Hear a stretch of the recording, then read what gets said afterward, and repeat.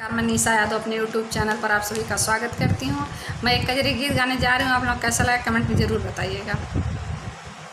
हम के लिए ले हरी रंग के चूड़ी पिया बाटे जरूरी पिया ना।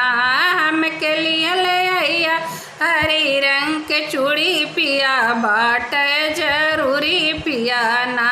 अब की चली नाही कवनो बहाना पिया बंद करब खाना पिया ना। अब की चली नाही कवनो बहाना पिया बंद करब खाना पिया ना। हम बुझब नाही तुहर परेशानी पिया बाटे जरूरी पिया ना। ले आइया हरी रंग के चूड़ी पिया बाटे जरूरी पिया ना।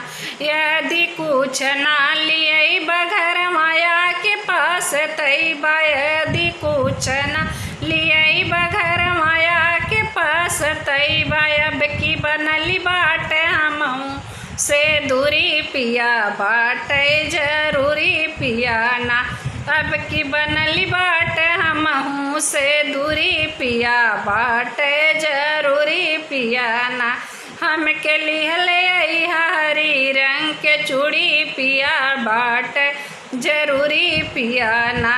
लइहा लक्ष्मी वाला कजरा लिहा बालवा के गजरा लिहा लक्ष्मी वाला कजला लिहा बालवा के गजरा खाए खातिर लेके अइहा पानी पूरी पिया बाटे जरूरी पिया ना।